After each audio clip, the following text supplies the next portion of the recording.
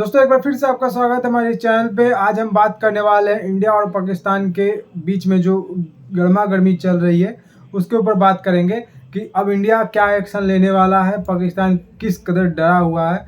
आपको तो ये पता ही होगा, न्यूज़ में देखे ही होंगे आप, 2-2 बजे रात को, 1:30 बजे रात को मीटिंग करना, इंडिया के एक मीटिंग से इतना डरना, ये पाकिस्तान के लिए अब रोज़ की आदत हो गई है। क्योंकि इंडिया रोज़ कुछ ना कुछ डोज दे रहा है। आपको पता होगा कल नरेंद्र मोदी के साथ मीटिंग करने भारतीय नौसेना के सेना प्रमुख गए हुए थे और मीटिंग किए। क्या कुछ मीटिंग में हुआ वो तो वही सब जाने। मोदी और नौसेना के जो वरिष्ठ अधिकारी थे वो, तो उनके बीच में क्या बात हुआ, और ये तो सारा मतलब सोशल मीडिया में बाहर तो नहीं आ सकता है, लेकिन हाँ, जो भी बात हुआ होगा इसी युद्ध से रिलेटेड बात हुआ होगा। आपको पता होगा सैम मानिक चंद जो थे वो 1971 के लड़ाई में सोनिया गांधी बोली थी कि मुझे अभी बांग्लादेश पे हमला करना है। वो उस समय वो पूर्वी पाकिस्तान हुआ करता था, मुझे उस पर हमला करना है और उसे अलग करना है पाकिस्तान से। तो सैम मानिक चंद ने उस समय के प्रधानमंत्री इंदिरा गांधी को मना कर दिया था, प्रधानमंत्री इंदिरा गांधी को। और एक बात बोली थी कि जो आपके पिताजी यानी कि जो नेहरू थे, वो 1971 या 65 की लड़ाई में चाइना से उन्होंने लड़ाई किया और हार गए। तो ये चीज़ आप परिस्थिति नहीं चाहेंगे। इंदिरा गांधी को बोले सैम मानिकचंद, और बोले कि मैं आपको चाहिए कि बांग्लादेश अलग हो जाए पाकिस्तान से तो अलग हो जाएगा, लेकिन मैं सही समय पर ये कर दूंगा। तो वो सही समय आया। दिसंबर के समय में 13 दिन के युद्ध में पूरा तरह से निस्त नाबूद कर दिया सैम मानिकचंद ने, पाकिस्तान को अलग कर दिया बांग्लादेश से।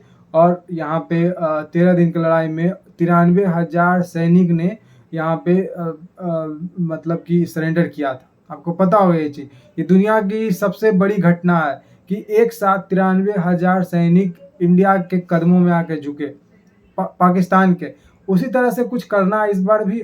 ये पता है आपको कि हमला तो होगा, लेकिन आपके और मेरे बोलने से तो नहीं होगा हमला, क्योंकि ये जो नौसेना के प्रमुख है, वायुसेना के प्रमुख है, जो हमारे चीफ ऑफ जनरल है, वो सब जानते हैं। उनके ऊपर छोड़ दिए है हमारे प्रधानमंत्री, यशस्वी प्रधानमंत्री नरेंद्र मोदी ने उनके ऊपर छोड़ दिया है कि सेना जब चाहे कहीं भी कभी भी अपना जो भी प्लान है वो एग्जीक्यूट कर सकती है। तो पीएम मोदी ने ये छोड़ दिया उन पे। तो हम और अब सवाल उठाने वाले कौन होते हैं कि ऐसे नहीं, वैसे वैसे नहीं, वैसे पुलवामा पहलगाम के हमले पे अब कब बदला लिया जाएगा। ये रोज बोलने का विषय नहीं है। अब देखिए, समय पर सारा कुछ होता है और समय आ चुका है, बहुत जल्द होगा ये। आपको भी पता होगा, आज नहीं तो कल, नहीं तो 2 महीना के बाद, जब भी है होगा जरूर, क्योंकि नरेंद्र मोदी ने बोल दिया है तो होगा। अब बाकी के पिछले वाले प्रधानमंत्री नहीं है कि 26/11 हो गया और चले गए मारकर, ऐसा कुछ नहीं है। इस बार होगा। मुंबई के ताज होटल वाला सीन नहीं है, इस बार होगा। आपने देखा होगा पुलवामा हमला में हुआ था सर्जिकल स्ट्राइक, उड़ी में हुआ था सर्जिकल स्ट्राइक, तो यहाँ पे भी होगा। अब सर्जिकल स्ट्राइक जैसी चीज़ तो नहीं करनी है, क्योंकि उनके हम 200-300 मार के चले आएंगे और पता चलेगा कि फिर पैदा कर ली, उससे ज़्यादा 1000-2000 फिर पैदा कर लिए, फिर आतंकी में भर दिए। तो ऐसा नहीं करना। अभी पाकिस्तान के टुकड़े टुकड़े करना है और ऐसा खाई कर देना है कि सालों तक, सैकड़ों सालों तक याद रहे पाकिस्तान को कि इंडिया नाम का एक देश है, और मेरे ऊपर इतना बड़ा हमला किया कि आज तक मैं नहीं उभर पाया। उसका हिस्ट्री में यह चीज़ पढ़ाया जाना चाहिए। ऐसा हमला होगा। अब ऐसा हमला नहीं होगा कि मतलब कि सर्जिकल स्ट्राइक हो गया, 4 साल 5 साल चुप रहे, फिर आके फिर करो। हमारे निर्दोष सैनिक मर जाते हैं, हमारे निर्दोष जो पर्यटक है घूमने जाते हैं वो मर जाते हैं। तो ऐसा कुछ नहीं करना। इस बार पूरे तरह से पाकिस्तान को नेस्त नाबूद कर देना है।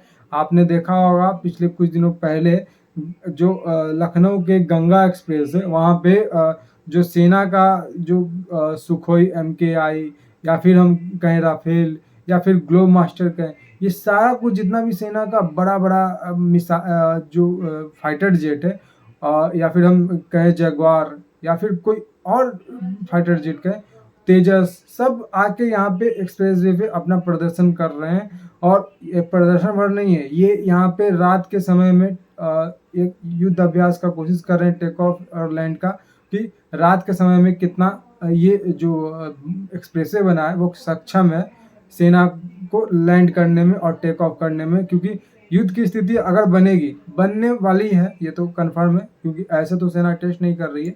तो ये युद्ध वाली स्थिति अगर बनेगी तो यहाँ पे जो सेना के पहले एयर बेस पे हमला किया जाता है दुश्मन देश के खिलाफ। तो ऐसा अगर पाकिस्तान करता है, सेना के एयर बेस पे हमला करता है, तो उसको यहाँ पे भी एक ऑप्शन रहेगा सेना के जो फाइटर जेट है यहाँ पे लखनऊ के एक्सप्रेसवे पर, गंगा एक्सप्रेसवे पे उतरने के लिए। तो यहाँ से वो उड़ान भर सकते हैं, फिर लैंड कर सकते हैं लड़ने के लिए।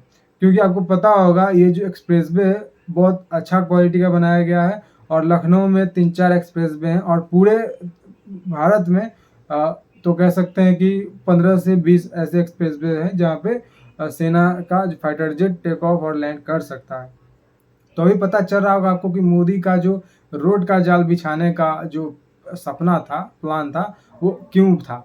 350 किलोमीटर लखनऊ के जो ये गंगा एक्सप्रेसवे है वहाँ से दूर है चाइना, 900 किलोमीटर बांग्लादेश दूर है, और पाकिस्तान लगभग 600-650 किलोमीटर दूर है। तो यहाँ पे पहुँचने में टाइम लगेगा, अगर पहुँचता भी है तब तक हवा में उसको मार के गिरा दिया जाएगा दुश्मन देश के फाइटर जेट को। तो इसी विजन से आदमी चलता है, और कोई विजनरी लीडर हो तो ऐसा ही काम करता है जैसे नरेंद्र मोदी ने काम किया है। पिछले वाले जो सरकार थे उनका आपको पता है, ठीक से हमारे पास मिसाइल नहीं हुआ करता था, फाइटर जेट का सुविधा नहीं हुआ करता था उस समय के ज़माना में। तो अब जो ये चेंजेस आई है, फिर भी हम उस के ज़माना में 1971 में लड़ाई लड़े पाकिस्तान से, क्योंकि पाकिस्तान जो है वो हम लोग से एक समय आगे चल रहा था। फिर भी हम लोगों ने उसे पकड़ के बंधक बनाया, 93,000 सैनिकों को आत्मसमर्पण कराया। तो इससे पता चलता है हमारे अंदर मिसाइल की भले ही कमी हो, लेकिन दिमाग चाहिए, जो कि ये लाहौरी गधे जो बेचते हैं उसको दिमाग कभी भी नहीं होगा, क्योंकि वो एक समय हम सबसे आगे थे 1971 में, फिर भी वो कुछ नहीं कर पाए।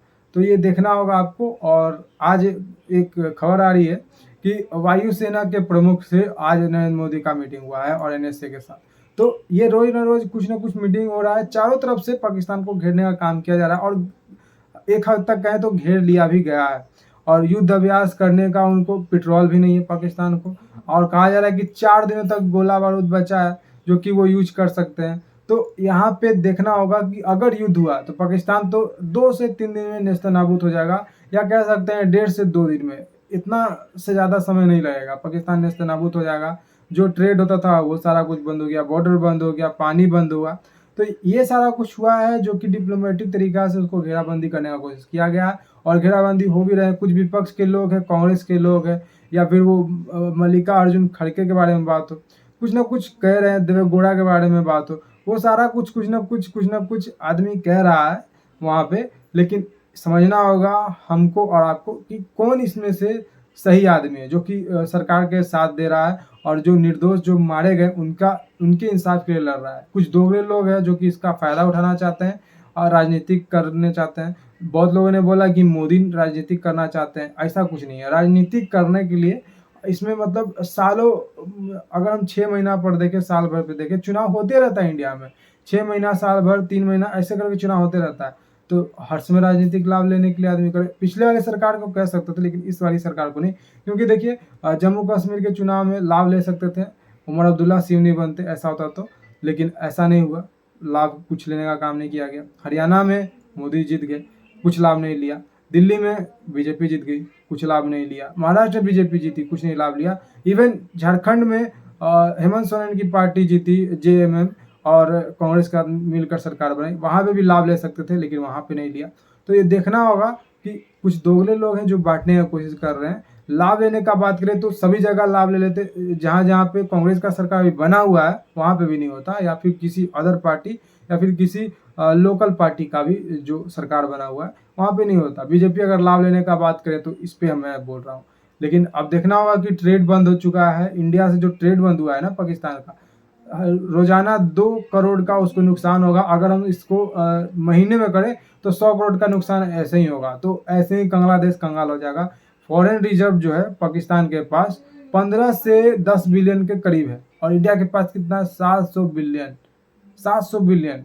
सोच लीजिए कितना फ़र्क है, 100 गुना ज़्यादा बड़ा। तो यहाँ पे देखना होगा आपको कि पाकिस्तान और इंडिया कोई कंपैरिजन नहीं है। वो अलग बात है कि बीच में ये कूद गया है, अपना इंडिया डेवलप करने में लगा हुआ था, मोदी अपना डेवलप कर रहे थे अपना देश को, लेकिन ये जो कूद गया है बीच में तो इसका धुकैया होगा और पाकिस्तान तो बचेगा नहीं, लेकिन बांग्लादेश भी साथ साथ कूटेगा, क्योंकि बांग्लादेश कूद चुका है। उसका कह सकते हैं रिटायर्ड कोई आर्मी था, उसने कुछ बकवास किया है कि इंडिया अगर पाकिस्तान पे लड़ाई करता है तो हम उसका 7 लैंडलॉक जो कंट्री है, स्टेट है सॉरी, उसको उस पर मैं हम सब चढ़ाई कर देंगे सॉरी। और यूनुस के करीब ये कुछ है, करीब का है कोई, तो उसने वो ये बोला है जो एक्स आर्मी है। तो ये बकवास बांग्लादेश करता है या फिर पाकिस्तान करता है तो हंस सकते हैं, क्योंकि बांग्लादेश और पाकिस्तान दोनों में इतना दम नहीं कि इंडिया के साथ लड़े, क्योंकि इंडिया का कंपैरिजन अब चाइना और अमेरिका जैसे देश के साथ हो रहा है और होना भी चाहिए, क्योंकि छोटा आदमी से कंपैरिजन करना और एक कह सकते हैं वाहियात आदमी से कंपैरिजन करना अच्छा बात नहीं है, जो कि अपना देश का खुद इज्जत नहीं रखता है। या बांग्लादेश हो या पाकिस्तान हो, पाकिस्तान भीख लेके कटोरा लेके भीख तो मांगते चलता है, बांग्लादेश भी उसके लक्ष्य कदम पे चल चुका है, क्योंकि तख्ता पलट हुआ, शेख हसीना को भगा दिया गया।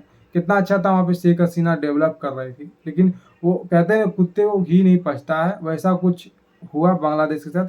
अगर उसका कंट्री डेवलप कर रहा था तो रखना चाहिए था भाई उसी सरकार को, लेकिन जैसा कि मैंने अभी भी बोला कुत्ते को घी नहीं पचता है, तो वैसा ही है, जैसा मतलब संगत रहेगा वैसा ही असर होगा, तो वैसा ही असर है। बांग्लादेश अलग हो गया पाकिस्तान से, लेकिन उसका असर नहीं छोड़ा और इसका हमें नतीजा देखने को अभी मिल रहा है, जो कि कुछ खबर आ रही है बांग्लादेश से। आपको पता है कभी यूनिस जाता है चाइना में, बोल के आता है कि हम इस पूरे जो क्षेत्र का है वो मालिक है, और इंडिया के जो 7 स्टेट है वो लैंडलॉक है। तो यूनुस कुछ बकवास करता है, कुछ उसका एक सारे बकवास करता है जो कि यूनुस का करीबी है, तो इसके बकवास पे हम लोग हंस ही सकते हैं और कुछ नहीं कर सकते हैं। एक बच्चा होता है, आपको पता है, शरारती होता है, तो उसके ऊपर हम लोग जो माँ बाप रहते हैं वो मार नहीं सकते उसको, उसके शरारत पे हंस सकते हैं, डांट सकते हैं। लेकिन यहाँ पे जो बांग्लादेश है उसके शरारत पे डांट भी नहीं सकते, हंस ही सकते हैं, क्या कर सकते हैं, हंसना हंसमक बात है। अब 7 स्टेट पर बांग्लादेश मान लीजिए कि उस पर हमला कर देता है, उसको ऑक्यूपाई कर लेता है, किस बेस पे ऑक्यूपाई करेगा? मार पीट के जाएंगे, हमारे सैनिक छुड़ा लेंगे, बम गोला बारूद का जरूरत भी नहीं पड़ेगा। तो ऐसे ठुकने का मन है तो आओ भाई ठुको, सेना तैयार है। और सेना ने हाई अलर्ट भी जारी कर दिया है बांग्लादेश के जो बॉर्डर लगते हैं इंडिया से, तो वहाँ पे हाई अलर्ट भी जारी है। तो 2 फ्रंट वार भी हो सकता है, या फिर कह सकते हैं कि 3 फ्रंट वार भी हो सकता है, क्योंकि अरुणाचल प्रदेश को क्लेम करता है चाइना, और इन दोनों को साथ देने का पीछे चाइना ही है, क्योंकि चाइना नहीं चाहता है कि उसके ऊपर जो टैरिफ लगा उसके पास से जो कंट्री से सारे कंपनियां भाग रही हैं। हाल ही फिलहाल में जो अभी एप्पल है वो अनाउंसमेंट कर चुके हैं कि हम अपना सेटअप जो है इंडिया में करेंगे, तो वो नहीं चाहता कि सब कंपनियां एक पर एक उठकर इंडिया में आ जाए, इन्वेस्टमेंट करते हैं और इंडिया उससे आगे चला जाए। तो चाइना का ये सातिर दिमाग है यहाँ पे, ये भी आपको देखना होगा। और आपको पता होगा कि कैसे ख्वाजा आसिफ जो रक्षा मंत्री है पाकिस्तान का, वो कहा कि हम 30 साल से इस गंदगी में पड़े हुए हैं और ये हम अमेरिका के लिए और भी स्टेट के लिए काम करते हैं। एक विदेशी चैनल पे उसने ये बात कहा था, बिलावल भुट्टो ने भी ये कुछ दिनों पहले ये एक्सेप्ट किया। तो ये जो पाकिस्तान ने अपने नागरिकों को बेचा है डॉलर में अमेरिका के लिए, जो अफगानिस्तान में जो मुजाहिदीन जो होते थे मतलब वहाँ पे आतंकी जो होते थे, एक समय जो अभी अफगानिस्तान है वो डेवलप हो रहा था, लेकिन उसको ख़त्म कौन किया? पाकिस्तान किया। तो पाकिस्तान का दुश्मन अफगानिस्तान है, ये तो आपको पता है। तालिबान शासन सोचा था कि पाकिस्तान ला देंगे तो मेरा भाई हो जाएगा, ऐसा कुछ नहीं हुआ, उल्टा मार के इसी को भगा दिया पाकिस्तान को, क्योंकि गलती है पाकिस्तान का। और अफगानिस्तान के जो आम पब्लिक है जिन्होंने तालिबान के शासन को झेल रहा है, उन्होंने भी मतलब एक अंदर उनके भी गुस्सा है। अब इनके कंट्री में कोई पाकिस्तान जाता है तो मार कर चपेट चपेट कर लाल कर देते हैं। तो देखना होगा पाकिस्तान को, उसका सिंध उससे अलग हो रहा है, सिंधु देश चाहता है, खैबर पख्तूनख्वा अलग होना चाहता है, बलूचिस्तान अलग होना चाहता है, पीओके हमारा ही है, और भी अलग जो देश है वो बनेंगे। तो देखना होगा आने वाले समय में क्या होगा। लेकिन आपका क्या राय है जरूर कमेंट करके बताइएगा। आपको क्या लगता है, कार्रवाई जल्द से जल्द होना चाहिए या फिर प्लान को एग्जीक्यूट करने के लिए थोड़ा समय देना चाहिए सरकार को? आपको क्या लगता है जरूर कमेंट करके बताइएगा। फिलहाल आज के इस वीडियो में इतना ही। जय हिंद, वंदे मातरम, जय श्री राम।